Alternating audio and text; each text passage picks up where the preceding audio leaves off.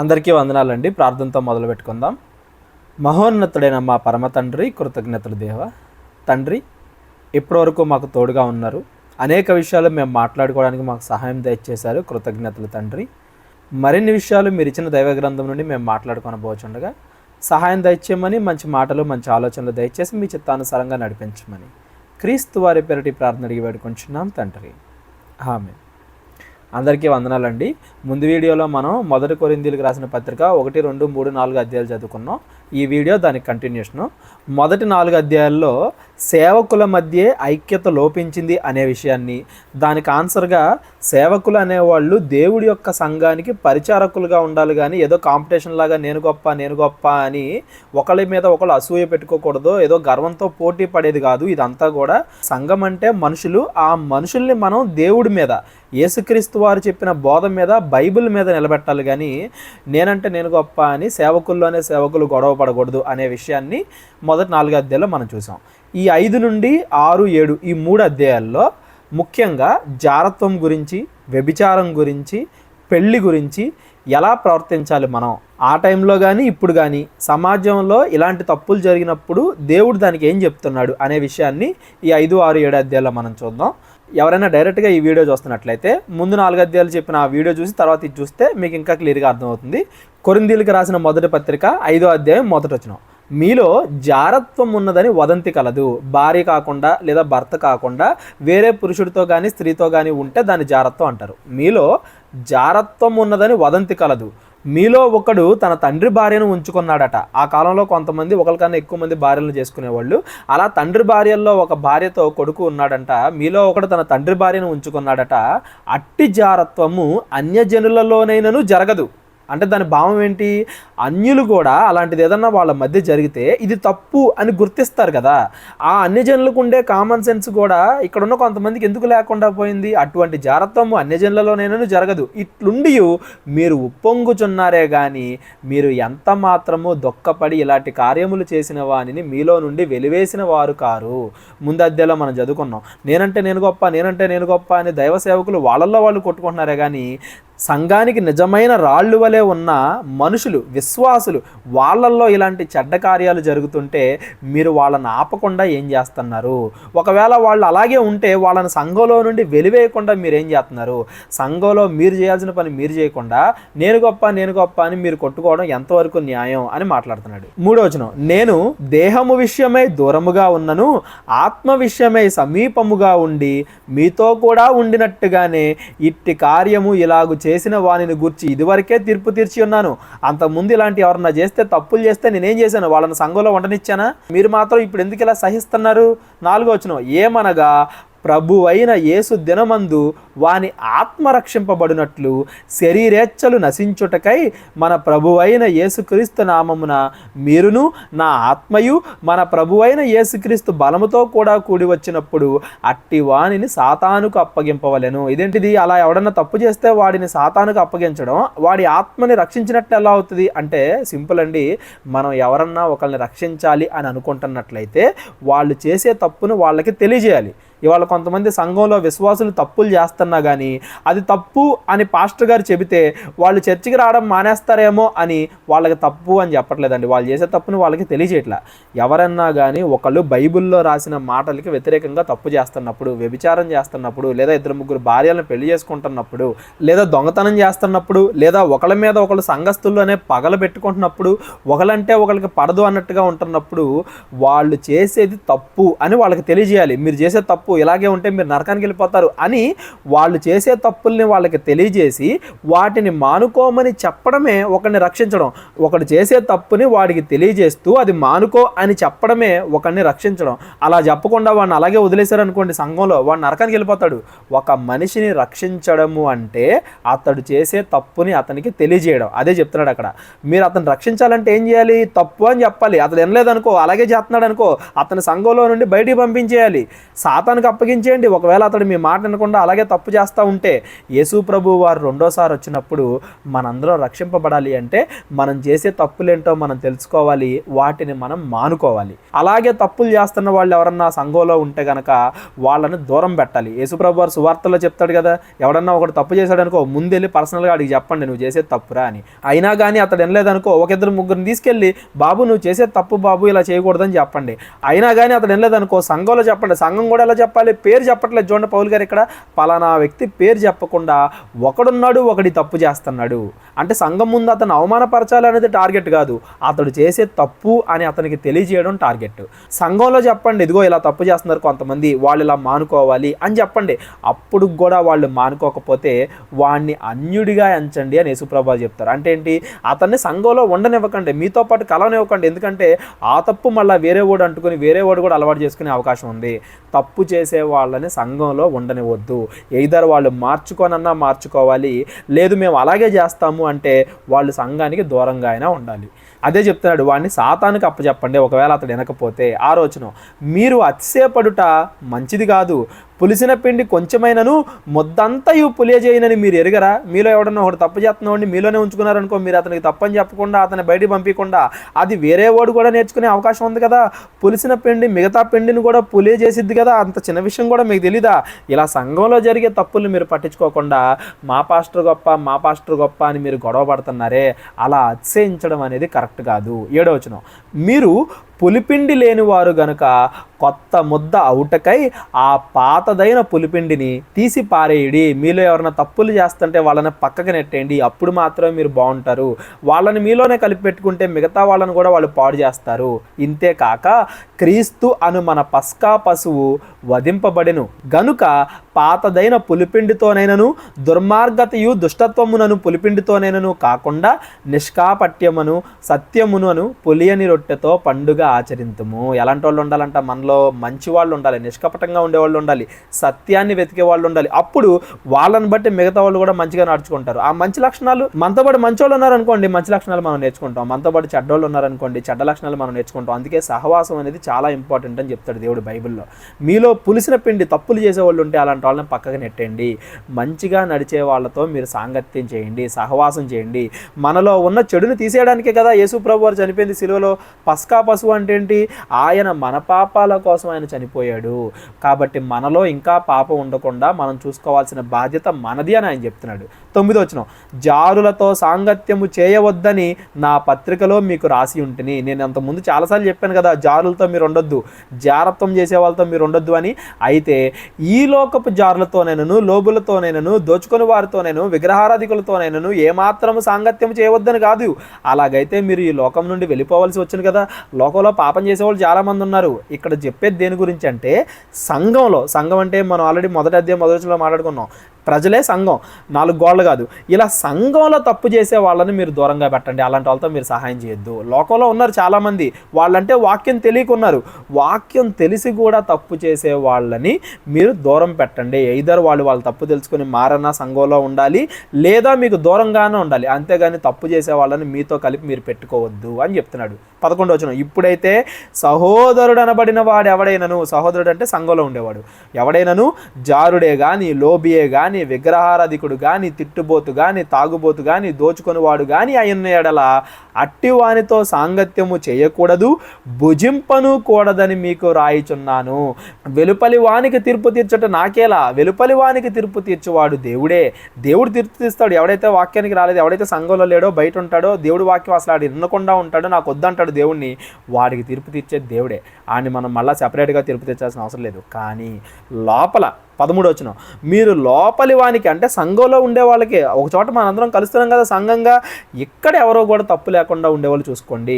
లోపలి వానికి తీర్పు తీర్చువారు గనుక ఆ దుర్మార్గుణ్ణి మీలో నుండి వెలివేయుడి. అలా ఎవరన్నా తప్పు చేస్తుంటే, దొంగతనం చేసేవాడు ఎవడన్నా ఉంటే, వ్యభిచారం చేసేవాడు ఎవడన్నా ఉంటే, పగలబెట్టుకునే వాళ్ళు ఎవరన్నా ఉంటే, అలాంటి వాళ్ళని మీ దగ్గర నుండి దూరం పెట్టండి. సంఘంలో అలాంటి వాళ్ళని కలవనీయకండి. సంఘం అంటే ఏంటి?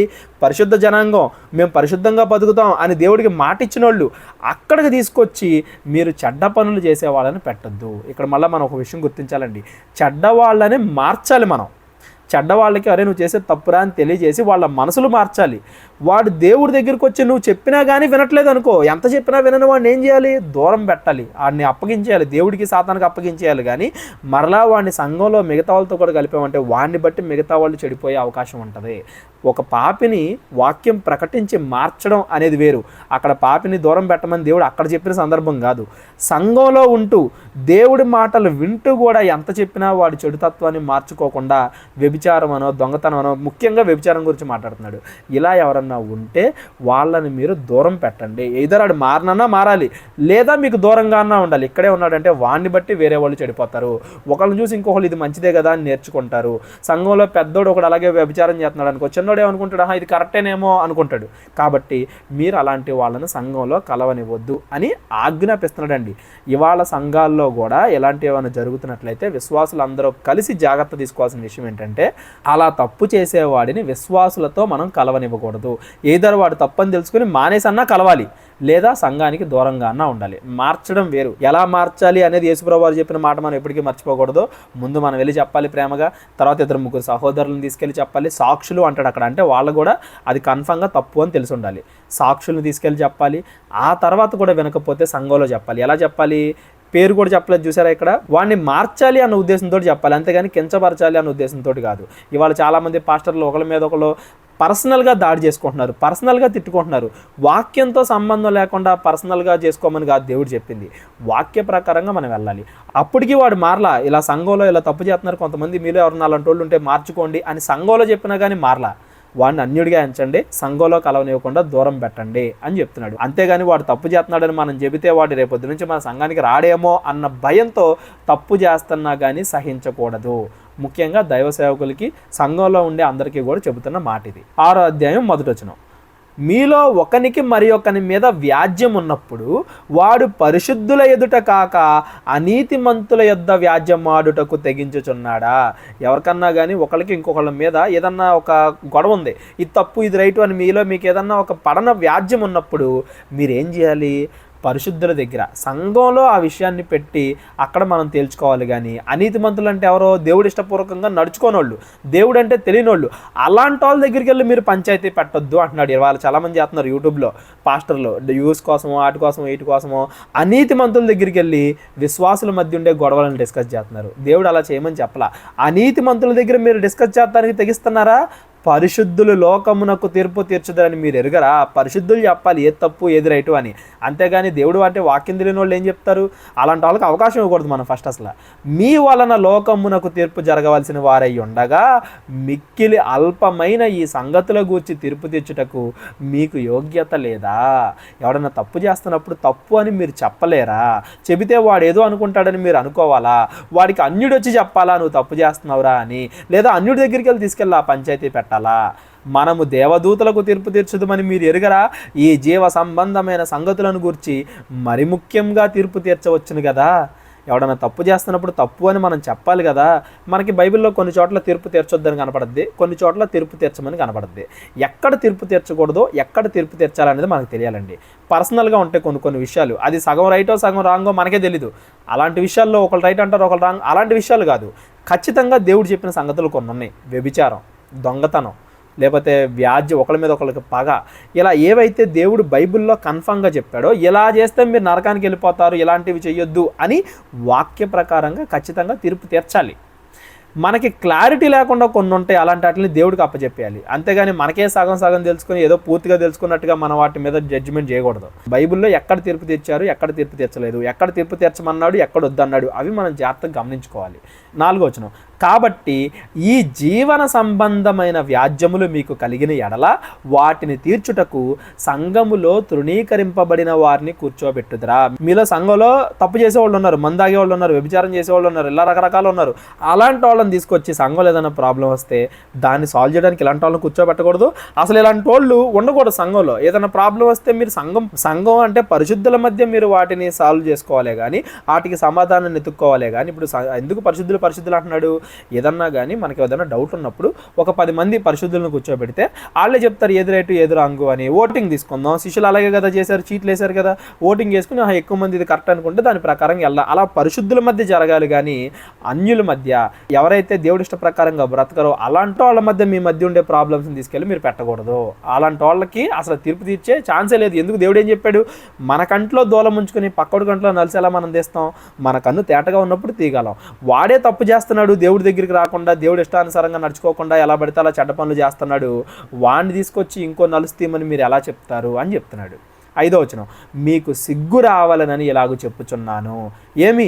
తన సహోదరుల మధ్యను వ్యాజ్యము తీర్చగల బుద్ధిమంతుడు మీలో ఒకడైనను లేడా? మీలో సేవకులే ఏదన్నా కొట్టుకుంటుంటే నేను వాడిని, నేను వాడివాడిని, నేను అప్పుల్లో వాడిని, నేను పౌలు వాడిని అని మీరు అనుకుంటుంటే ఇలా తప్పు, మనందరం కూడా యేసుప్రభు మీద ఆధారపడాలి అని మీలో వ్యాజ్యానికి తీర్పు తీర్చగలిగేవాడు ఒక్కడు కూడా లేడా? అయితే సహోదరుడు సహోదరుని మీద వ్యాజ్యమాడుచున్నాడు, మరి అవిశ్వాసులు ఎదుటనే వ్యాజ్యమాడుచున్నాడు. ఇది చాలా ఇంపార్టెంట్ అండి. ఇది ఇవాళ పాస్టర్స్ మధ్య ఏమైనా వచ్చినట్లయితే ఆ పంచాయతీ తీసుకెళ్ళి మనం యూట్యూబ్లో పెట్టకూడదండి. కొంతమందికి ఇంత చిన్న విషయం కూడా అర్థం కావట్లే. ఏది అవిశ్వాసుల ముందు పెట్టకూడదు దాన్ని, ఎందుకంటే వాడికి అసలు వాక్యమే తెలీదు. మనం మంచి కోసం చేస్తున్నాం అనేది వాడు గుర్తించడు, పైగా దాన్ని వెరితనంగా చూస్తాడు, 4 మాటలు ఎక్కువ మాట్లాడతాడు. అవిశ్వాసుల ముందు ఇలాంటి విషయాలు తీసుకెళ్ళి పెట్టకూడదు, అదే చెప్తున్నాడు దేవుడు. 7వ వచనం, ఒకని మీద ఒకడు వ్యాజ్యమాడుట మీలో ఇప్పటికే కేవలము లోపము. పర్సనల్గా తిట్టుకోవడం, పర్సనల్గా ఒకళ్ళ మీద ఒకళ్ళకి పగబెట్టుకోవడం, వాడంటే నాకు పడదు, వీడంటే నాకు పడదు అని మాట్లాడుకోవడం అనేది లోపము. అంటే అది మనలో ఉన్న దుష్టత్వం. దాన్ని మనం తీసి పక్కన పడేయాలి. దాన్ని పడేయకుండా అంతకంటే అన్యాయం సహించటం మేలు కదా. ఒకవేళ నువ్వు ఎదుటోడితో గొడవ పెట్టుకోవడం కంటే సర్లే వాడి సంగతి దేవుడే చూసుకుంటాడు అని నువ్వు సైలెంట్గా ఉండటం బెటర్ కదా. నువ్వు వాడిని గద్దించడం కంటే, గద్దించి అవిశ్వాసుల ముందు వాడిని చులకన చేయడం కంటే, గద్దించి అవిశ్వాసుల ముందు మనం దేవుడి పరువు తీయడం కంటే అలా సహించడం, అన్యాయాన్ని సహించడం మేలు కదా. దానికంటే మీ సొత్తులను అపహరింపబడనిచ్చుట మేలు కదా. నీ సొమ్మంతా ఒకడు దొంగతనం చేసుకోవడానికి నువ్వు వదిలేయడం బెటర్ కదా. అంటే అర్థమయ్యేలా చెప్తున్నాడు, సిగ్గుపడడానికి. మన సేవకులు, మనము, సంఘస్థులు, విశ్వాసులు అందరూ, మీరు నేను అందరం మనం సిగ్గుపడడానికి దేవుడు ఇలాంటి గట్టి ఎగ్జాంపుల్స్ తీసుకుని మాట్లాడుతున్నాడు. 8వ వచనం, అయితే మీరే అన్యాయము చేయుచున్నారు, అపహరించుచున్నారు, మీ సహోదరులకే ఇలాగు చేయుచున్నారు. అన్యాయస్తులు దేవుని రాజ్యమునకు వారసులు కానేరని మీకు తెలియదా? మోసపోకుడి. జారులనైనను, విగ్రహారాధికులనైనను, వ్యభిచారులనైనను, ఆడంగితనము గలవారనైనను, పురుష సంయోగులనైనను, దొంగలైనను, లోబులైనను, త్రాగుబోతులైనను, దూషకులైనను, దోచుకొని వారైనను దేవుని రాజ్యమునకు వారసులు కానేరరు. ఇవాళ సొసైటీలో కూడా చాలా ఎక్కువనవి తాగుబోతులు, దూషకులు, చిన్న పిల్లలు, స్కూల్కి వెళ్ళేవాళ్ళు మంచి వాళ్ళతో సహవాసం చేయకుండా బూతులు మాట్లాడే వాళ్ళతో సహవాసం చేస్తున్నారు. వాళ్ళతో పాటు వీళ్ళు కూడా బూతులు నేర్చుకుంటున్నారు. 5వ క్లాస్ 6వ క్లాస్ పిల్లలు కూడా నోట్లోంచి పచ్చి బూతులు మాట్లాడుతున్నారు. అంటే దేవుడి పిల్లల్ని తీసుకెళ్ళి అన్యులతో మనం సహవాసం చేయమని పంపించడం వల్లే కదా. వాళ్ళ గ్రంథాల్లో లేకపోవచ్చు ఇలా బూతులు మాట్లాడడం తప్పు కాదులే అని, వాళ్ళు అవే నేర్చుకుంటొచ్చు. కానీ సంఘస్థులుగా, విశ్వాసులుగా, పరిశుద్ధ జనాంగంగా ఉన్న మనం అలాంటి వాటికి ఛాన్స్ ఇవ్వకూడదు కదా. బూతులు మాట్లాడేవాళ్ళు, దోషకులు, తాగుబోతులు, దొంగలు, ఇలా చాలా చెప్పాడండి. టీవీల్లో చూసి రకరకాల పాటలు, రకరకాల డ్యాన్సులు, అవన్నీ సినిమాలు చూస్తారు. ఆ సినిమాలు చూసే ఫ్రెండ్స్తో సహవాసం చేస్తారు, ఫ్రెండ్షిప్ చేస్తారు. అదే క్లాస్లో ఉండే అమ్మాయిల మీద కామెంట్లు చేస్తూ ఉంటారు, అదే క్లాస్లో ఉండే అమ్మాయిలు నడిపిస్తూ ఉంటారు. నేను వస్తూ ఉంటే మొన్న బస్సులో కూడా చూశాను, 5వ క్లాస్ 6వ క్లాస్ పిల్లలు అదే క్లాస్లో చదువుతున్న ఆడపిల్లల్ని వెక్కిరిస్తున్నారు. ఎలాంటి మాటలు మాట్లాడుతున్నారంటే సినిమాల్లో ఎలా అయితే మాట్లాడుతున్నారో అయ్యే మాటలు. మరి అలా అంత చిన్నపిల్లలకి సినిమాలను అలవాటు చేసి, అంత చిన్నపిల్లలకి ఆ సినిమాల్లో ఉండే బూతులు అలవాటు చేసి, వీటన్నిటికి కారణం అవిశ్వాసులతో విశ్వాసి కలవడం వల్లే కదా. అవిశ్వాసులైన వారితో విశ్వాసులైన వారు సాంగత్యం చేయడం వల్లే కదా. సంఘంలో పరిశుద్ధులుగా ఉండడానికి పిలువబడిన మనం అలాంటి వాటికి ఛాన్స్ ఇవ్వకూడదు అని చెప్తున్నాడు పౌలు గారు. ఇలాంటి వాళ్ళు ఎవరు కూడా దేవుని రాజ్యానికి వెళ్ళరు, పరలోకానికి వెళ్ళరు. మనం అలాంటి దాంట్లో ఉన్నామేమో జాగ్రత్తగా పరీక్షించుకోవాలి. 11వ వచనం, మీలో కొందరు అట్టివారై ఉంటిరి గాని మన ప్రభువైన యేసుక్రీస్తు నామమును, మన దేవుని ఆత్మయందును మీరు కడగబడి పరిశుద్ధపరచబడిన వారే నీతిమంతులుగా తీర్చబడిదిరి. అంతకుముందు మనం అలా ఉన్నామేమో, ఇప్పుడు మారాం కదా. మారిన తర్వాత కూడా అట్లాంటికి అవకాశం ఇవ్వకూడదు. 12వ వచనం, అన్నిటి అందును నాకు స్వతంత్రము కలదు కానీ అన్నీయు చేయదగినవి కావు. భూమి మీద దేవుడు మనుషులందరికీ స్వతంత్రం ఇచ్చాడు, కానీ అందులో మంచివి ఉంటాయి, చెడువి ఉంటాయి. అవకాశం ఇచ్చాడు కదా, స్వతంత్రం ఇచ్చాడు కదా అని అన్నీ చేయకూడదండి. కొన్ని మాత్రం మంచివి అవే చేయాలి, కొన్ని చెడ్డవి అవి చేయకూడదు. అన్నీ చేయదగినవి కాదు. అన్నిటి యందు నాకు స్వాతంత్రము కలదు, కానీ నేను దేని చేతను లోబరచబడనొల్లను, దేనికి కూడా బానిస అవ్వకూడదు మనం. 13వ వచనం, భోజన పదార్థములు కడుపునకు, కడుపు భోజన పదార్థములకు నియమింపబడి ఉన్నవి, దేవుడు వాటిని నాశనము చేయును. దేహము జారత్వము నిమిత్తము కాదు కానీ ప్రభువు నిమిత్తమే, ప్రభువు దేహము నిమిత్తమే. ఈ శరీరాన్ని మనం దేవుడి కోసం వాడాలి కానీ జారత్వం చేసి ఈ శరీరాన్ని పాడు చేసుకోకూడదు, వ్యభిచారం చేసి ఈ శరీరాన్ని మనం పాడు చేసుకోకూడదు. ఇప్పుడు ఫుడ్ ఉంటుంది, మంచి ఫుడ్ తీసుకుంటే కడుపు బాగుంటుంది, పాడైపోయింది కుళ్ళిపోయిందని తీసుకున్నాం అనుకోండి కడుపు పాడైపోద్ది కదా. అలాగే ఈ దేహాన్ని మనం మంచి పదార్థాలతో నింపాలి, మంచి మాటలతో నింపాలి, మంచి ప్రవర్తనతో నింపాలి. జారత్వంతో వ్యభిచారంతో ఈ దేహాన్ని పాడు చేయకూడదు. 14వ వచనం, దేవుడు మన ప్రభువును లేపెను, మనలను కూడా తన శక్తి వలన లేపును. మీ దేహములు క్రీస్తునకు అవయవములై ఉన్నవని మీరు ఎరుగరా? క్రీస్తు అనేది ఒకటే శరీరం అనుకుంటే ఆ శరీరానికి డిఫరెంట్ అవయవాలు లాంటి వాళ్ళం మనందరం కలిసి ఉండాలి. అలాగే ఈ దేహాన్ని, సంఘం అనే ఒకటే ఆకారాన్ని మనం పాడు చేయకూడదు. నేను క్రీస్తు యొక్క అవయవములను తీసుకొని వేశ్య యొక్క అవయవములుగా చేయుదునా? అది ఎంత మాత్రమూ తగదు. క్రీస్తు యొక్క అవయవాలు అంటే సంఘంలో ఉండేవాళ్ళు వ్యభిచారం చేయడం, సంఘంలో ఉండేవాళ్ళు అన్యుల ఆచారాలు పాటించడం, ఇలాగా యేసు ప్రభు వారి శరీరమైన దేవుని ఆలయమైన ఈ సంఘాన్ని మనం పాడు చేయొచ్చా? చేయకూడదు. అది ఎంత మాత్రమూ తగదు. వేశ్యతో కలుసుకొని వాడు దానితో ఏకదేహమై ఉన్నాడని మీరు ఎరుగరా? వారిద్దరూ ఏక శరీరమై ఉందురు అని మోషే చెప్పుచున్నాడు కదా. అటువలే ప్రభుతో కలుసుకొని వాడు ఆయనతో ఏకాత్మయ్యి ఉన్నాడు. మనం దేవునితో ఉంటే దేవుడు మనం ఒకటవుతాం. మనం వ్యభిచారులతో, అన్యుల ఆచారాలతో, ఆటలతో ఉంటే అవి మనం ఒకటవుతాం. మన దేహాన్ని దేనికి మనం అప్పగిస్తున్నాం అనేది మన మీదే ఆధారపడి ఉంటుంది. మనం దేవుడి చేత పరిశుద్ధపరచబడిన వారం కాబట్టి దేవునితో మన ఆత్మ కలవాలి, దేవుడు మనం ఒకటే ఆత్మగా ఉండాలి. అంతేగాని ఇలా వ్యభిచారాన్ని, జారత్వాన్ని సంఘంలోకి తీసుకురాకూడదు అని మనందరికీ కూడా చెప్తున్నాడు దేవుడు. 18వ వచనం, జారత్వమునకు దూరముగా పారిపోవుడి. మనుష్యుడు చేయు ప్రతి పాపము దేహమునకు వెలుపల ఉన్నది కానీ జారత్వము చేయువాడు తన సొంత శరీరమును హానికరముగా పాపము చేయుచున్నాడు. మీ దేహము దేవుని వలన మీకు అనుగ్రహింపబడి మీలోనున్న పరిశుద్ధాత్మకు ఆలయమై ఉన్నది అని మీరు ఎరుగరా? మీరు మీ సొత్తు కారు, విలువ పెట్టి కొనబడిన వారు గనుక మీ దేహముతో దేవుణ్ణి మహిమపరచుడి. ఈ దేహాన్ని మనం ఎంత పరిశుద్ధంగా చూసుకోవాలి, దేవుడి ఆలయం కాబట్టి అని చెప్తున్నాడండి. ఇవాళ కొంతమంది అమ్మాయిలు అమ్మాయిలతో ఫ్రెండ్షిప్ చేస్తూ ఉంటారు. వాళ్ళు కాలేజ్ స్టడీస్ నుంచి నుంచే వాటిని మనం జాగ్రత్తగా మానిటర్ చేయకపోతే, జాగ్రత్తగా తల్లిదండ్రులు వారిని చూసుకోకపోతే జారత్వం అనే దానికి బానిసలైపోతారు, అందులో చిక్కుకుపోతారు. దేవుడు ఫస్ట్ నుంచి మాట్లాడుకుంటూ వచ్చింది అది ఆదికాండం నుంచి కూడా. ఎంతోమంది గొప్ప గొప్ప భక్తుల్ని అపవాది ఈ జారత్వం ద్వారా మోసపరిచింది అని మనం బైబిల్లో చదువుకున్నాం. పరిశుద్ధులైన మనం అటువంటి దానికి అవకాశం ఇవ్వకూడదు. నేను బాగానే ఉంటా, నేను వాళ్ళతో ఫ్రెండ్షిప్ చేసినా బాగానే ఉంటా, వీళ్ళతో మాట్లాడినా బాగానే ఉంటా, వాళ్ళతో కలిసి ఉన్నా బాగానే ఉంటా అని మనల్ని మనం మోసపుచ్చుకోకూడదు. ఎందుకంటే బాగానే ఉంటాం అని మనం అనుకుంటాం, ఏదో ఒక విషయంలో మనం తప్పు చేస్తాం. అందుకని ఏమంటున్నాడు? దూరముగా పారిపోండి, అక్కడే ఉండి దాన్ని ఎదిరించండి అంటలా దేవుడు జారత్వాన్ని. మీరు ఒకరితో ఒకరు పక్కనే ఉన్నా మీరు దాన్ని ఎదిరించండి అనట్లా దేవుడు. దూరంగా పారిపోండి అంటున్నాడు. అలా పారిపోయిన మనకు వ్యక్తి యోసేపు కనపడతాడు. తన శరీరాన్ని పట్టుకుంటే ఆ బట్టలు అక్కడికక్కడే ఆమె చేతిలోనే విడిచిపెట్టి పారిపోయిన వ్యక్తి యోసేపు. ఆ యోసేపు గురించి దేవుడు బైబిల్లో అంత నీట్గా ఎందుకు రాయించాడంటే పారిపోవడమే కరెక్ట్. అక్కడ నుండి మనం పారిపోవాలి, దూరముగా వెళ్ళిపోవాలి. దాని దగ్గరికి వెళ్ళి నేను దాన్ని జయించగలను అనుకోవడం అనేది మన మన అమాయకత్వం. మళ్ళీ అదేంటి, ఒకరి నుంచి ఒకరికి అంటుకుంటుంది. ఒకరి ద్వారా ఒకరు పాడవుతారు, ఒకరి ద్వారా ఒకరు పాడవుతారు. ఒకడు మంచోడే ఉండొచ్చు, వాడికి అలాంటి ఆలోచనలు ఏమీ లేకపోవచ్చు, కానీ వాడి దగ్గర ఉండేవాడు అది చేస్తుంటే కనుక వీడు కూడా దాన్ని అంటించుకునే ప్రమాదం ఉంది. ఒకరి ద్వారా ఒకరు పాడైపోయే ప్రమాదం ఉంది. పులిసిన పిండి మిగతా పిండిని కూడా చెడగొడుతుంది. కాబట్టి ఈ జారత్వం, వ్యభిచారం ఇలాంటి వాటికి అవకాశం కూడా ఇవ్వకూడదు. నేను ఎదిరించగలను అని దాని దగ్గరికి కూడా వెళ్ళకూడదు. ఎంత జ్ఞానం ఉన్నా కానీ ఇలాంటి వాటికి అవకాశం ఇవ్వకూడదు అని దేవుడు కళాఖండిగా చెప్తున్నాడు. దేవుడు అంత మంచిగా ఒక అధ్యాయాలు పుస్తకాలు వీటి మీద రాయించాడు అంటే మనుషుల్ని పాపంలో పడవేయడానికి అపవాది యొక్క బలమైన అస్త్రాలు ఇవే. కాబట్టి వీటి దగ్గర మనం చాలా జాగ్రత్తగా ఉండాలి. ఇకపోతే 7వ అధ్యాయం 1వ వచనం, మీరు రాసిన వాటి విషయము స్త్రీని ముట్టకుండుట పురుషునికి మేలు అయినను జారత్వములు జరుగుతున్నందున ప్రతి వానికి సొంత భార్య ఉండవలెను, ప్రతి స్త్రీకి సొంత భర్త ఉండవలెను. ఒక ఏజ్ ఉంటుంది కదా, ప్రభుత్వం చెప్పింది, అమ్మాయిలకైతే 18 సంవత్సరాలు, అబ్బాయిలకైతే 21 సంవత్సరాలని. ఆ వయసు వచ్చినప్పుడు ఒకవేళ మీ పిల్లలు జారత్వంలో పడిపోతున్నారు అని మీకు అనిపిస్తే వాళ్ళు ఆ జారత్వం నుండి బయటపడే మార్గం ఏంటంటే పెళ్ళి చేయండి. వాళ్ళకి బలవంతంగా పెళ్లి చేయమంటలేదండి దేవుడు. వాళ్ళకి ఎక్స్ప్లెయిన్ చేసి మంచిగా, ఇదేం సహజం, దీని నుండి తప్పించుకునేది ఏం లేదు, దేవుడు ఏం చెప్తున్నాడు, పెళ్లి చేసుకోమన్నాడు.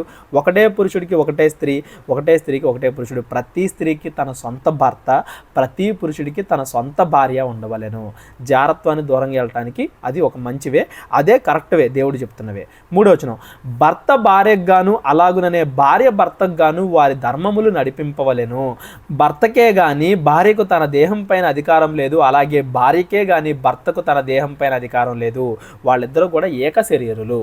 ఒకళ్ళ మీద ఒకరికి నమ్మకం ఉండాలి, ఒకరి శరీరాన్ని ఒకరికి అప్పగించుకోవాలి. పెళ్ళైన తర్వాత కూడా వ్యభిచారాలు జరుగుతున్నాయి కదా అని కొంతమంది మాటనేస్తారు. ఎందుకు జరుగుతాయి అలాగా? ఎందుకంటే భార్య మాట భర్త విన్నప్పుడు, భర్త మాట భార్య విన్నప్పుడు, ఇద్దరు కూడా కలిసి ఉండనప్పుడు. దేవుడు దానికి ఒక ఎగ్జాంపుల్ కూడా చెప్తున్నాడు. ఏమని? 5వ వచనం, ప్రార్థన చేయుటకు మీకు సావకాశము కలుగునట్లు కొంతకాలము ఉభయుల సమ్మతి చొప్పునే తప్ప ఒకరినొకరు ఎడబాయకుడి. మీరు మనస్సు నిలవలేకపోయినప్పుడు సాతాను మిమ్మల్ని శోధింపకుండునట్లు తిరిగి కలుసుకొనుడి. దేవుడి ప్రార్థన, దేవుడి పని, వీటికంటే కూడా భార్యాభర్త కలిసి ఉండాలి అనే దేవుడు ఎక్కువ చెప్తున్నాడండి. ఎందుకు? పెళ్ళైన తర్వాత కూడా ఎప్పుడు జారత్వంలో పడిపోయే అవకాశం ఉంటుందంటే భార్య భర్తకి, భర్త భార్యకి దూరంగా ఉన్నప్పుడు. వాళ్ళిద్దరూ కూడా ఏక శరీరంగా ఉండాలి. చాలామంది వాళ్ళ ఈ అభివృద్ధి చెందుతున్న సొసైటీలో ఏవో మాయమాటలు చెప్పి కన్ఫ్యూజ్ చేస్తారు. వాళ్ళకో పర్సనల్ స్పేస్ ఉండాలి, మీకో పర్సనల్ స్పేస్ ఉండాలి, మీరు కొన్ని సీక్రెట్లు దాచుకోవాలి, వాళ్ళు కొన్ని సీక్రెట్లు దాచుకోవాలి, ఇలా ఏవేవో చెప్పి కన్ఫ్యూజ్ చేసేస్తూ ఉంటారు. అలాగేం కాదండి. పాత పద్ధతుల్లో ఆల్మోస్ట్ అన్నీ మంచి పద్ధతులే. భార్యాభర్తలు ఒకరికొకరు ఎప్పుడు దగ్గరగా ఉండాలి, ఒకరి విషయాలు ఒకరు తెలుసుకుంటూ ఉండాలి. వాళ్ళని విడదీసినప్పుడు, వాళ్ళని ఒకరికొకరు దూరంగా పెట్టినప్పుడు, మానసికంగానే శారీరకంగానే, అప్పుడు వాళ్ళు వ్యభిచారంలో పడిపోయే అవకాశం ఉంటుంది. సాతాను అలా వాళ్ళను శోధించిద్ది. కాబట్టి ఒకవేళ ప్రార్థన అవని, దేవుడి పని అవని, జాబ్ అవని, ఏదైనా అవని, ఇవైనా కానీ భార్యాభర్తలు కలిసి ఉండడానికి అడ్డు రాకూడదు. ముందు ఇవి చేసి ఆ తర్వాత మీరు దేవుడి దగ్గరికి వెళ్ళిన, ఆ తర్వాత మీరు పని దగ్గర, ఇది అంటే అంత ప్రాముఖ్యత ఇస్తున్నాడు దేవుడు. వ్యభిచారం చేయొద్దు అని అంత గట్టిగా చెప్తున్నాడు దేవుడు. 6వ వచనం, ఇది నా హితోపదేశమే గాని ఆజ్ఞ కాదు, మనుషులందరూ నా వలె ఉండవాలి కోరుచున్నాను. అయినను ఒకడు ఒక విధముగాను, మరి ఒకడు మరొక విధముగాను, ప్రతి మనుషుడు తనకున్న కృపావరమును దేవుడి వలన పొంది ఉన్నాడు. అలాగని అందరూ పెళ్లి చేసుకోవాలా? లేదు.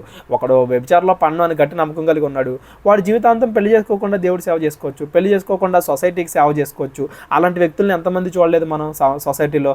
దేవుడిలో ఉన్న వాళ్ళని చూసాం, దేవుడి సేవకులను చూసాం, దేవుడిలో లేకుండా సొసైటీకి సేవ చేసే వాళ్ళని కూడా చూసాం.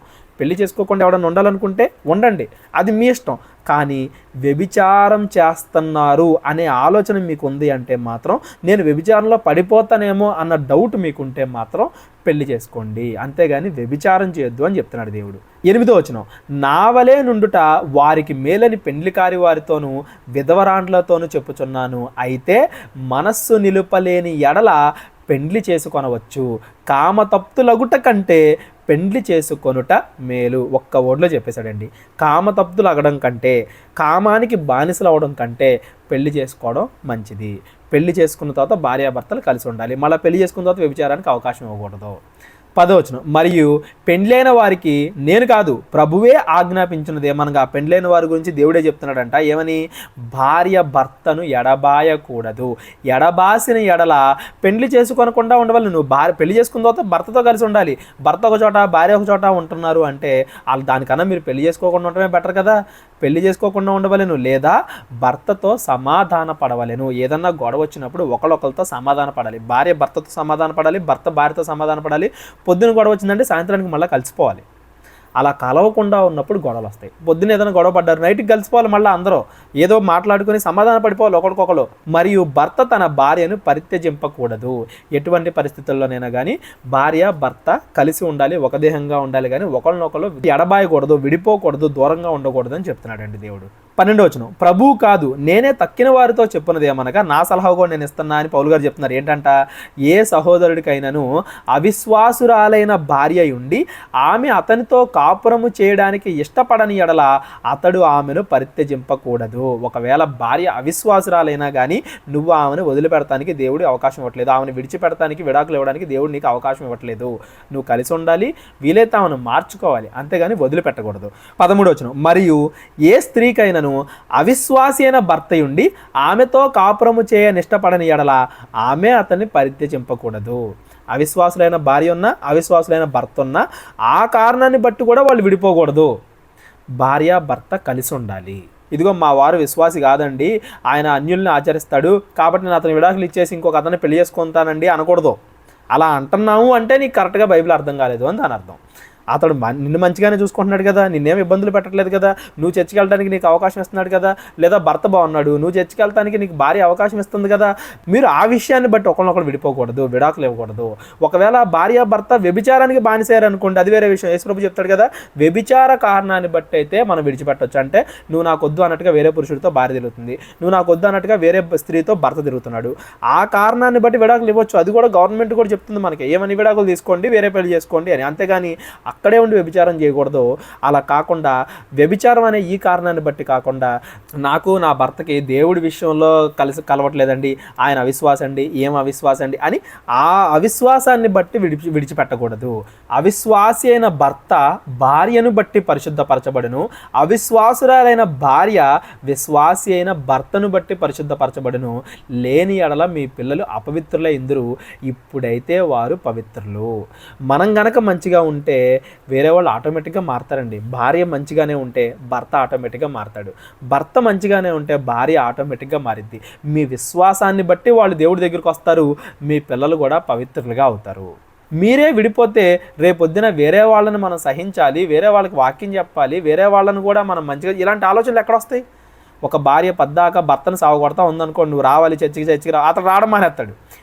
ఏమో చెప్పిన మాటలను బట్టి కాదు, ఏమో ప్రవర్తనను బట్టి అతడు దేవుళ్ళలోకి రావాలి. అలాగే భర్త ప్రవర్తనను బట్టి భార్య దేవునిలోకి రావాలి.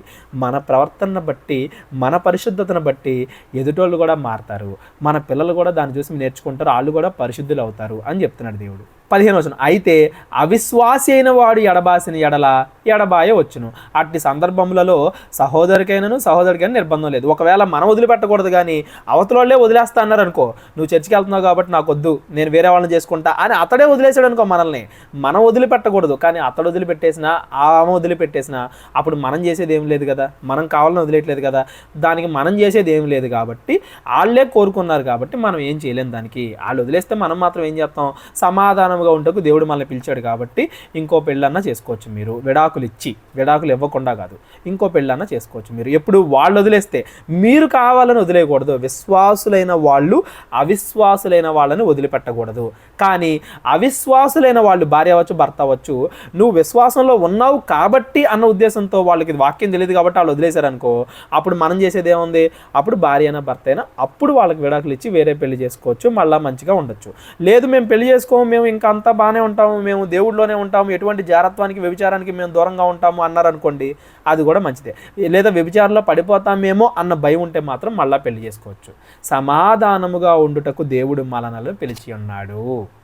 16 ఓ స్త్రీ నీ భర్తను రక్షించుదువో లేదో నీకెలా తెలుస్తుంది? ఓ పురుషుడా నీ భార్యను రక్షించుదువో లేదో నీకెలా తెలిసిద్ది? నీకేమి తెలియను? అయితే ప్రభువు ప్రతి వానికి ఏ స్థితి యందు నియమించునో, దేవుడు ప్రతి దానిని ఏ స్థితి యందు పిలిచెనో ఆ స్థితి యందే నడుచుకొనవలెను, ఆ ప్రకారమే సంఘములన్నింటిలో నియమించుచున్నాను. మీరు ఒకవేళ ఏ టైంలో దేవుణ్ణి తెలుసుకున్నారో అక్కడి నుండి మంచిగా ఉండండి. మీ భార్య మీ భర్త వాళ్ళని మనం బలవంతంగా ఏం మార్చలేం కదా, మన ప్రయత్నం మనం చేయాలి. దేవుడు కూడానండి ఒకవేళ భార్యను బట్టి భర్తకి పరలోకం, భర్తను బట్టి భార్యకి పరలోకం అన్నాడా? ఎవరు మంచిగా ఉంటే వాళ్ళకి పరలోకం అన్నాడు. మనం మంచిగా ఉండాలి. మన ప్రవర్తన బట్టి వేరే వాళ్ళు మారతారు అనేలాగా మన ప్రవర్తనే ఉండాలి, కానీ ఓవర్ కాన్ఫిడెన్స్ ఉండకూడదు. కొంతమంది ఉంటారు, పెళ్లి చేసుకున్న తర్వాత మార్చుకుంటారులే నా భర్తని నా భార్యని, పెళ్లి చేసుకున్న తర్వాత మానేసుకుంటారులే వాళ్ళు, సిగరెట్ తాగడమైనా మందు తాగడమైనా అనుకునే వాళ్ళు ఉంటారు. అలా మనం ముందే ఓవర్ కాన్ఫిడెన్స్ పెట్టుకోకూడదు. మనకు తెలియదు కదా వాళ్ళు మారతారో మారరో. మనం మంచిగా ఉండాలి. మనం పెళ్లి చేసుకోవాలనుకుంటే చేసుకోవచ్చు, విశ్వాసులనే చేసుకోవాలి. ఒకవేళ పెళ్లి చేసేసుకున్న తర్వాత మనం విశ్వాసులు అయ్యాం కానీ వాళ్ళు అలాగే ఉండిపోయారు అనుకో, అప్పుడు విడిచిపెట్టకూడదు. మనం కరెక్ట్గానే ఉండాలి, వాళ్ళతో మంచిగానే ఉండాలి. వాళ్ళే విడిచిపెట్టేశారు అనుకో, అది వేరే సంగతి, అప్పుడు మనం వేరే పెళ్లి చేసుకోవచ్చు. అంతేగాని ఎప్పుడు కూడా మనం పైన వచనంలో చెప్పాడు కదా, సమాధానంగా ఉండడానికి మనం పిలువబడ్డాము. అందరితోనూ మంచిగా ఉండాలి. మన సైడ్ మిస్టేక్ ఏమీ లేకుండా మనం చూసుకోవాలి. లేదు నేను అసలు పెళ్ళే చేసుకోను, నేను దేవునిలో ఉంటాను, వ్యభిచారానికి లోనుగాను అన్న నమ్మకం ఉంటే నువ్వు చేసుకోవచ్చు. కానీ మన గురించి మనకే తెలిసింది కదా, నేను జారత్వంలో ఉంటానేమో, కామానికి నేను బానిస అవుతానేమో అన్న డౌట్ ఉంటే మన వల్ల దేవుని నామానికి చెడ్డ పేరు రాకూడదు కాబట్టి పెళ్లి చేసుకోవాలి అని పౌలు గారు చెప్తున్నారు. 18వ వచనం, సున్నతి పొందని వాడెవడైనాను పిలువబడినా అతడు సున్నతి పోగొట్టవలదు, సున్నతి పొందిన వాడెవడైనా పిలువబడినా అతడు సున్నతి పొందవలదు. నువ్వు ఏ స్థితిలో ఉన్నావో అక్కడ నుంచి మంచిగా ఉండు. కొంతమంది అడుగుతూ ఉంటారు, ఏంటన్నా ఈ వచనం అంటే, ఇప్పుడు కొంతమంది ఇద్దరం పెళ్లి చేసుకుని ఉంటారు, ఇద్దరు భార్యలు ఉన్న పురుషుడు ఎవరైనా ఉంటాడు, పెళ్లి చేసేసుకున్న తర్వాత మనోడు దేవుడిని నమ్ముకున్నాడు, బాగున్నాడు. ఇప్పుడు దేవుడు ప్రతి స్త్రీకి సొంత పురుషుడు, ప్రతి పురుషుడికి సొంత భార్య ఉండాలన్నాడు కాబట్టి వాళ్ళలో ఒకరిని వదిలేయమనా? కాదు. నువ్వు ముందు తెలియక చేసేసుకున్నావు, ఇప్పుడు ఇద్దరితో కాపురం చేయాలి, తప్పదు. ఏ స్థితిలో నువ్వు పిలువబడ్డావో ఆ స్థితిలో నువ్వు మంచిగా ఉండాలి. పిలిచిన తర్వాత మళ్ళీ ఒకరికి అన్యాయం చేయకూడదు కదా. అది ఇక్కడ దీని యొక్క భావం. అది ఏ స్థితిలో మనం ఉన్నామో ఆ స్థితిలో మనం దేవుణ్ణి మహింపరచాలి. అక్కడ నుండి మంచిగా ఉండాలి, అక్కడ నుండి ఏ తప్పు చేయకూడదు. 19వ వచనం, దేవుని ఆజ్ఞలను అనుసరించుటయే ముఖ్యము కానీ సున్నతి పొందుటైనను ఏమీ లేదు, సున్నతి పొందకపోవుటైనను ఏమీ లేదు. కొంతమంది సున్నతి పొందలేదు కాబట్టి అని వదిలేసేవాళ్ళు పాతకాలంలో, నువ్వు ఇజ్రాయేలీడు కాదని వదిలేసేవాళ్ళు పాతకాలంలో. అలాంటివి మీరేం పెట్టుకోకండి. మనం దేవుడి ఆజ్ఞలను ఎంతగా పాటిస్తున్నాము అనే దాని మీద మన పరిశుద్ధత ఆధారపడి ఉంటుంది. కానీ మనం ఎవరిని పెళ్లి చేసుకున్నాం, ఎవరిని పెళ్లి చేసుకోలేదు, వీటిని బట్టి కాదు అని చెప్తున్నాడు. అది కేవలం జారత్వంలో మనం పడిపోకుండా ఉండడానికి. నెక్స్ట్ 20వ వచనం, ప్రతి వాడు ఏ స్థితిలో పిలువబడినో ఆ స్థితిలోనే ఉండవలెను. దాసుడై ఉండగా పిలువబడితివా, చింతపడవద్దు కానీ స్వతంత్రుడగుటకు శక్తి కలిగిన ఎడల స్వతంత్రుడు అవుట మరి మంచిది. ఆ కాలంలో బానిసలు దాసులు ఉండేవాళ్ళు అండి, అంటే ఇంట్లో పనోళ్ళు కానీ అలా ఉండేవాళ్ళు. ఒకవేళ దాసులు అంటే పనివాళ్ళుగా ఉన్నవాళ్ళు కనుక మారారనుకో, మీరు ఎవరికో దాసులుగా ఉండడం దేనికి? ఒకవేళ మీరు మంచిగా మీకు మీరుగా ఓన్గా బతకగలరు, ఏదో పని చేసుకుని అన్న నమ్మకం ఉంటే మీరు స్వతంత్రుడి కండి. అంతేగాని వాళ్ళకి ఇంకా దాసులుగా పనిచేయాల్సిన అవసరం లేదు. ప్రభువునందు పిలువబడిన దాసుడు ప్రభువు వలన స్వతంత్రం పొందినవాడు. ఆ ప్రకారమే స్వతంత్రుడై ఉండి పిలువబడిన వాడు క్రీస్తునకు దాసుడు. ఎవడన్నా డబ్బున్నాడు అంటే స్వతంత్రుడాడు, వాడి కింద మళ్ళీ దాసులు ఉన్నారు, వాడే మారాడు అనుకో, నువ్వు నేను అందరికన్నా అధిపతిని అని వాళ్ళ మీద అజమాషి చేయకూడదు. నువ్వు క్రీస్తుకు దాసుడు కాబట్టి, యేసు ప్రభు కింద మనం ఉన్నాం కాబట్టి అందరితోనూ మనం మంచిగా నడుచుకోవాలి. దాసుడు కదా అని నువ్వు వాడి మీద అజమాయిషి చేయకూడదు. దాసుడిగా ఉన్నప్పుడు మారావనుకో, నీ పైన ఉన్నవాడు మీ యజమాని తప్పు చేస్తున్నప్పుడు నువ్వు దాన్ని సహించకూడదు. యేసుక్రీస్తు ప్రకారంగా నడుచుకో, బైబిల్ ప్రకారంగా నడుచుకోవాలి. ఒకవేళ స్వతంత్రుడిగా నువ్వు బతకాలి అనుకున్నా బతకొచ్చు, బయటకు వచ్చి నీ పని మీద నీ కాళ్ళ మీద నువ్వు బతకొచ్చు అని చెప్తాడు. ఇది ఆ కాలంలో సంబంధించింది. ఈ కాలంలో అలా దాసులు యజమానులు అన్నట్టుగా ఎవరు లేరు కాబట్టి ఈ కాలంలో అనుకో, మనం పేదవాళ్ళుగా ఉన్నాం అనుకోండి, అక్కడే మంచిగా బ్రతకాలి. అంతేగాని నేను డబ్బు ఉంటేనే మంచిగా బ్రతుకుతాను అని ముందు తప్పు చేసి ఆ తర్వాత మళ్ళీ డబ్బు సంపాదించుకుని ఆ తర్వాత దేవుడి దగ్గరికి వద్దాం అనేలాగా ఉండకూడదు. దేవుడి సేవ కోసం నేను తప్పు చేస్తాను అని కూడా అనకూడదు. రోమిలకు రాసిన పత్రికలో మనం చదువుకున్నాం కదా, కీడు చేసి మేలు చేయుటకు నేను కీడు చేశాను అని అనటం కూడా తప్పే. నెక్స్ట్ 23వ వచనం, మీరు విలువ పెట్టి కొనబడిన వారు గనుక మనుష్యులకు దాసులు కాకుడి. మనుషులకు కాదు మనం దాసులుగా ఉండాల్సింది. మన కోసం విలువైన తన రక్తాన్ని, ఏ అపవిత్రత లేని పరిశుద్ధమైన రక్తాన్ని మన కోసం సిలువలో ఆయన అర్పించాడు కాబట్టి, ఆయన రక్తం వలన మనల్ని యేసుప్రభు కొన్నాడు కాబట్టి మనం విలువ పెట్టి కొనబడిన వారం. కాబట్టి మనుషులకి మనం దాసులుగా ఉండకూడదు. మనుషులకు దాసులుగా ఉంటే వాళ్ళు ఏం చెప్తే చేయాలి. దేవుడికి దాసులుగా ఉండాలి. అప్పుడు దేవుడు అన్నీ చెప్పేది మంచి పనులే కాబట్టి మంచి పనులు మనం చేయాలి. నెక్స్ట్ 24వ వచనం, సహోదరులారా, ప్రతి మనుష్యుడును ఏ స్థితిలో పిలువబడినో ఆ స్థితిలోనే దేవునితో సహవాసము కలిగి ఉండవలెను. కన్యకల విషయమై ప్రభు యొక్క ఆజ్ఞ నేను పొందలేదు కానీ నమ్మకమైన వాడినై ఉండుటకు ప్రభు వలన కనికరము పొందిన వాడినై నా తాత్పర్యము చెప్పుచున్నాను. కన్యకల విషయం కూడా చెప్తున్నాడు పౌలు గారు. ఏంటంట 26వ వచనం, ఇప్పటి ఇబ్బందిని బట్టి పురుషుడు తానున్న స్థితిలోనే ఉండుట మేలని తలంచుచున్నాను. భార్యకు బద్ధుడివై ఉంటివా, విడుదల కోరవద్దు. భార్య లేక విడిగా నుంటివా, వివాహము కోరవద్దు. అయినను నీవు పెళ్లి చేసుకొనినను పాపము లేదు, కన్యక పెళ్లి చేసుకొనినను ఆమెకు పాపము లేదు. అయితే అట్టి వారికి శరీర సంబంధమైన శ్రమలు కలుగును, అవి మీకు కలుగకుండా ఉండవలెనని కోరుచున్నాను. ఇవి డైరెక్ట్గా కన్యకలకి పురుషులకి. మళ్ళీ కొంతమంది పురుషులు వాళ్ళ భార్యలు చచ్చిపోయి ఉంటారు, లేదా స్త్రీలు వాళ్ళ భర్త చనిపోయి ఉంటాడు కానీ వీళ్ళు కన్యకలుగానే ఉంటారు. అలాంటి వాళ్ళందరి గురించి చెబుతుంది. మీరు పెళ్లి చేసుకోవాలనుకుంటే చేసుకోండి, లేదు మేము జాగ్రత్తలో పడిపోయే అవకాశం ఉంది, కామ కోరికలు మాలో ఉన్నాయి అనుకుంటే మాత్రం పెళ్లి చేసుకోండి, మంచిగా ఉండండి. రెండు తప్పు కాదు, మీరు ఒంటరిగా ఉండడం తప్పు కాదు, పెళ్లి చేసుకోవడం కూడా తప్పు కాదు. కానీ మీరు పెళ్లి చేసుకుందాం అని అనుకున్నా మీకు వచ్చే శ్రమలు మీకు వస్తాయి. శరీర సంబంధమైన శ్రమలు వస్తాయి, పిల్లలని అవని ఇవని శరీర సంబంధమైన బలహీనతని అవి ఉంటాయి. ఒకవేళ మీరు పెళ్లి చేసుకోకపోయినా సొసైటీ పరంగా అనేక శ్రమలు వస్తాయి, శరీరంలో నుండి కోరికలు వస్తాయి, ఇలా చాలా రకాలు ఉంటాయి. వాటన్నింటినీ కూడా మీరు ఫేస్ చేయడానికి రెడీగా ఉండండి. ఏ డెసిజన్ తీసుకున్నా కానీ అవి గుర్తుపెట్టుకుని ఆ డెసిజన్ తీసుకోండి అని చెప్తున్నాడు.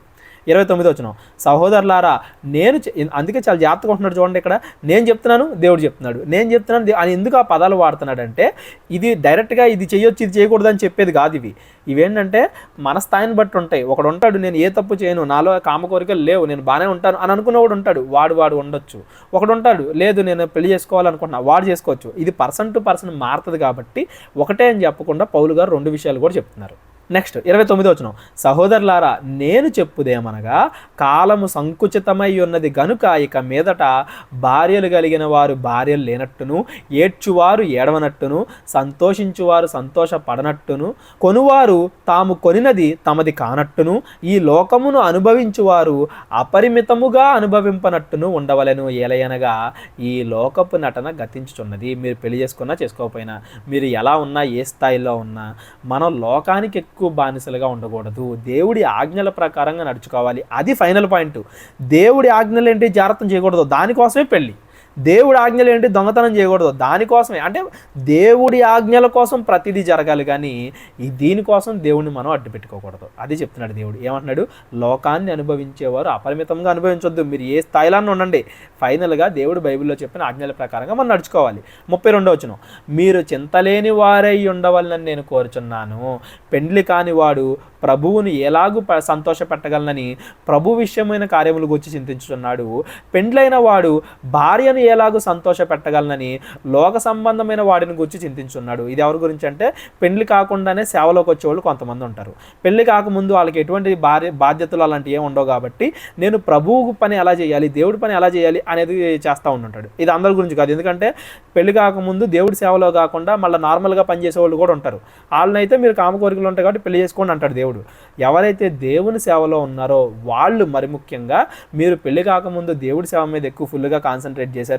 పెళ్ళి అయితే భార్య వస్తుంది కాబట్టి మళ్ళీ భార్యను సంతోషపెట్టాలి, పిల్లలు వస్తారు కాబట్టి పిల్లలను చూసుకోవాలి. ఇలా చాలా శ్రమలు మీకు వస్తాయి. వాటిని బట్టి కూడా మీరు దృష్టిలో పెట్టుకోండి. మీరు దేవుడి పని చేస్తున్నారు కాబట్టి ఏదైనా కానీ మరలా మీ మనసులో ఉండే కోరికలను బట్టి మీ డెసిజన్ మీరు తీసుకోండి అనే చెప్తున్నారు పౌలు గారు. పెళ్ళైన వాడు భార్యని ఎలాగో సంతోషపెట్టగలనని లోక విషయమైన వాటి గురించి చింతించుచున్నాడు. అలాగే పెండ్లి కాని స్త్రీయు కన్యకయు తాము శరీరమందును ఆత్మయందును పవిత్రాలై ఉండుటకు ప్రభు విషయమైన కార్యములను గురించి చింతించుచుందురు. కానీ పెండ్లైనది భర్తని ఎలాగో సంతోషపెట్టగలనని లోక విషయమైన వాటి గురించి చింతించుచున్నది. కొంతమంది స్త్రీలు ఉంటారు, దేవుని సేవలో ఉండే వాళ్ళ గురించే ఈ వచనాలు. పెళ్ళైన వాళ్ళు, పెళ్లి కానోళ్ళు, పురుషులు, స్త్రీలు అని చెప్తున్నాడు కదా. ఎవరైతే దేవుడి సేవలో ఉంటారో వాళ్ళ గురించి ప్రత్యేకంగా చెప్తున్నాడు. దేవుడి సేవలో మీరుంటూ దేవుడిని ఎలాగ సంతోషపెట్టాలి, ఎదుటి వాళ్ళకి సువార్తను ఎలా ప్రకటించాలి అని మీరు ఆలోచిస్తున్నారు కదా. ఒకసారి మీకు పెళ్ళైతే భర్తను ఎలా సంతోషపెట్టాలి, భార్యను ఎలా సంతోషపెట్టాలి అనే విషయాలు మీకు వస్తాయి, అనే భావం మనకు వస్తుంది. పిల్లల్ని ఎలా సంతోషపెట్టాలనే భావం కూడా మనకు వస్తుంది. అది కూడా మీరు గుర్తుపెట్టుకోండి, అది కూడా మైండ్లో పెట్టుకొని మీరు పెళ్లి చేసుకోండి అని చెప్తున్నాడు దేవుడు. అలాగని పెళ్లి చేసుకోవద్దని చెప్తాడా, చెప్పడం. అలాగని పెళ్లి చేసుకోమని చెప్తాడా, చెప్పడం. మన మీద ఆధారపడి ఉంటుంది. అది మనం చేసుకోవాలనుకుంటే చేసుకోవచ్చు, చేసుకోకూడదు అనుకుంటే చేసుకోవచ్చు. లేదు ఒకవేళ జాగ్రత్తం కామం అనే డౌట్ ఉంటే మాత్రం కంపల్సరీగా చేసుకోండి అనే దేవుడు చెప్తున్నాడు. నెక్స్ట్ 35వ వచనం, మీకు ఉరియడ్డవలనని కాదు కానీ మీరు యోగ్య ప్రవర్తన గలవారే, తొందర ఏమీ లేక ప్రభువు సన్నిధాన వర్తనులై ఉండవలనని ఇది మీ ప్రయోజనము నిమిత్తమే చెప్పుచున్నాను. ఏ డెసిజన్ అయినా కానీ ఆలోచించి తీసుకోండి, తొందరపాట్లు తీసుకోవద్దు అని చెప్తున్నాడు. నెక్స్ట్ 36వ వచనం, అయితే ఒకని కుమార్తెకు ఈడు మించిపోయిన ఎడలను ఆమెకు వివాహము చేయవలసి వచ్చిన ఎడలను ఆమెకు వివాహము చేయపోవుట యోగ్యమైనది కాదని అతడు తలంచిన ఎడల అతడు తన ఇష్ట ప్రకారము చొప్పున పెళ్లి చేయవచ్చు. ఒకవేళ ఏజ్ అయిపోయినా కేవలం కామ కోరికలు జాగ్రత్త ఇలా అని కాదండి, ఒక తోడు ఉండాలి, ఒక కుటుంబం ఉండాలి అన్న ఉద్దేశంతో చేయాలనుకున్నా చేయొచ్చు, పాపం లేదు అందులో. పెళ్లి చేసుకోవాలనుకున్నా చేసుకోవచ్చు, చేయకూడదు అనుకున్నా చేసుకో. బలవంతం అని మాట్లాడలేదు ఇక్కడ. తన కూతురు ఇష్ట ప్రకారంగానే, తన కొడుకు ఇష్ట ప్రకారంగానే ఆమె పెళ్లి చేసుకొనవచ్చును.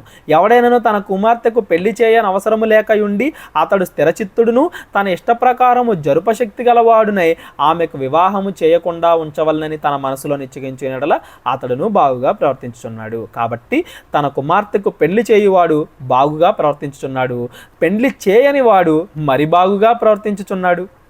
పెళ్లి చేయొద్దు, నేనే చూసుకుంటాను, నా జీవితాంతం బాగానే ఉంటుంది, ఏ తప్పు చేయదు, ఎటువంటి పాపంలో పడదు అన్న నమ్మకం ఉంటే తండ్రి చేయకుండా ఉండొచ్చు. ఆ కుమార్తెకు కూడా అదే నమ్మకం ఉంటే వాళ్ళు అలా ఉండొచ్చు. లేదు పెళ్లి చేసుకోవాలి అని కుమార్తె తండ్రి ఇద్దరు ఇష్టపడితే వాళ్ళు చేసుకోవచ్చు. ఇది మనం దేవుడి ఆజ్ఞల నుండి పక్కకి వెళ్లకుండా ఉండడానికి ఇవన్నీ చెప్తున్నాడు. పెళ్లి చేసుకుని మళ్ళీ దేవుడి ఆజ్ఞలు పక్కన పెట్టేసాం అనుకోండి, అప్పుడు మళ్ళీ మనం పెళ్లి చేసుకోవడంలో కూడా అర్థం లేదు. పెళ్లి చేసుకుని వ్యభిచారం చేస్తున్నాడు అనుకోండి, పెళ్లి చేసుకోవడంలో కూడా అర్థం లేదు. దేవుడి ఆజ్ఞలు పాటించడానికి ఇవన్నీ కూడా ముఖ్యంగా మనం పాపంలో పడకుండా నరకానికి వెళ్ళిపోకుండా ఉండాలి అనేది పరిశుద్ధులకి దేవుడు నియమించిన ఆజ్ఞ కాబట్టి దానికోసం ఇవన్నీ చెప్పుకుంటూ వస్తున్నాడు. 39వ వచనం, భార్య తన భర్త బతికున్నంత కాలం బద్దురాలై ఉండియు భర్త మృతి పొందిన ఎడల ఆమెకి ఇష్టమైన వాడిని పెళ్లి చేసుకొనుటకు స్వతంత్రురాలై ఉండునని ప్రభువునందు మాత్రమే పెళ్లి చేసుకొనవలెను. ఒకవేళ భర్త చనిపోయాడు, అప్పుడు భార్య పెళ్లి చేసుకోవాలనుకుంటే చేసుకోవచ్చు, చనిపోకుండా ఉన్నప్పుడు వ్యభిచారం చేయకూడదు, అది చెప్తున్నాడు దేవుడు. అయితే ఆమె విధవరాలుగా ఉండినట్టయినా మరిధన్యురాలని నా అభిప్రాయము, దేవుని ఆత్మ నాకును కలిగి ఉన్నదని తలంచుకొనుచున్నాను. ఒకవేళ ఆమె విధవరాలుగానే ఉంటాను, నేను మళ్ళీ ఏ పురుషుడి దగ్గరికి వెళ్ళను, ఏం ఆలోచించను చెడ్డగా, నేను ఇలాగే దేవుడి సేవలో ఉంటాను, నేను ఇలాగే మంచిగా నా జీవితాంతం బతుకుతాను అని అనుకుంటే ఆమె కూడా పెళ్లి చేసుకోకుండా ఉండొచ్చు. ఇలా 7వ అధ్యాయం మొత్తంలో మనకు చెబుతుంది ఏంటంటే, ఒకడు పెండ్లి అనేది జారత్వానికి దూరంగా ఉండడానికి చేసుకునేది. లేదు కుటుంబం కావాలి, పిల్లలు కావాలి చేసుకోవాలన్నా కానీ చేసుకోవచ్చు. కానీ పెండ్లి చేసుకుని కానీ పెండ్లి చేసుకోకుండా కానీ జారత్వం అనే దాంట్లో మనం పడకూడదు అనే ఉద్దేశంతో ఇదంతా కూడా చెప్తున్నాడండి. జారత్వానికి దూరముగా పారిపోవుడి, అది యవనస్తులకి మరి ముఖ్యంగా దేవుడిచ్చిన ఆజ్ఞ. మనం అక్కడే ఉండి దాన్ని జయిస్తాను అని అనుకోవడం మన అపోహ.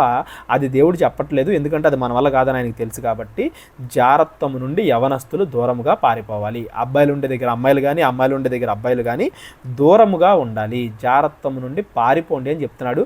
తల్లిదండ్రులు అయితే పిల్లల గురించి అలాంటి కేర్ తీసుకోవాలి, పిల్లలైతే బైబిల్ ప్రకారంగా పరిశుద్ధంగా ఉండాలి కాబట్టి ఆ కేర్ తీసుకోవాలి. ఫైనల్గా మనకి ఏది మంచిదో దేవుడికి తెలుసు కాబట్టి మనం తొందరపడకుండా ఆలోచించి డెసిజన్ తీసుకోవాలి. దేవుడికి మన జీవితం మీద అవకాశం ఇవ్వాలి. 18 సంవత్సరాలు నిండింది అమ్మాయిలకి, అబ్బాయిలకి ఒక 21 సంవత్సరాలు నిండింది. వాళ్ళు కామంలో పడిపోకూడదు అని వాళ్ళు అనుకుంటే పెళ్లి చేసుకోవడం అనేది మంచి పద్ధతి. పెళ్లి చేసుకున్న తర్వాత భార్యాభర్తలు ఒకళ్ళనొకళ్ళు ఎడబాయకుండా కలిసి ఉండడం అనేది మంచి పద్ధతి. ఇది దేవుడు బైబిల్లో ఈ కొరింథీయులకు రాసిన పత్రిక 5, 6, 7 అధ్యాయాల ద్వారా మనకి చెప్పాలనుకుంటున్న భావం. ఓకేనా. 8వ అధ్యాయం నుండి విగ్రహాలు కల్పించి మనం తినొచ్చా తినకూడదా అనే టాపిక్ స్టార్ట్ అవుద్దండి. ఇంకో వీడియోలో మనం దాన్ని డిస్కస్ చేసుకుందాం. ఎవరికైనా ఏమైనా డౌట్స్ ఉన్నట్లయితే కాల్ చేయండి, డిస్క్రిప్షన్లో నా నెంబర్ ఉంటుంది. ఫ్రీగా బైబిల్ కోర్స్ మొత్తం ఎవరికైనా నేర్చుకోవాలనుకున్నా కానీ నా నెంబర్కి కాల్ చేయండి. కళ్ళు మూసుకున్నట్లయితే ప్రార్థన చేసుకుందాం. మిగిలిన అధ్యాయాలు వచ్చే వీడియోలో మాట్లాడుకుందాం. ప్రార్థన. మహోన్నతుడైన మా పరమ తండ్రి, కృతజ్ఞతలు దేవా, ఇప్పటివరకు మాకు తోడుగా ఉన్నారు, కృతజ్ఞతలు. జారత్వంలో వ్యభిచారంలో మేము పడిపోకుండా మమ్మల్ని మేము నియంత్రించుకోవడానికి మాకు శక్తిని, వాక్యాన్ని దయచేయండి తండ్రి. సమయానుకూలంగా ఆలోచించగలిగే ఆ ధైర్యాన్ని మాకు దయచేయండి తండ్రి. కృప చూపించి ముందుకు నడిపించమని, అపవాది ఆటంకాలను మాకు దూరంగా ఉంచమని క్రీస్తు వారి పేరిట ప్రార్థన అడిగి వేడుకుంటున్నాం తండ్రి. ఆమేన్. అందరికీ వందనాలు.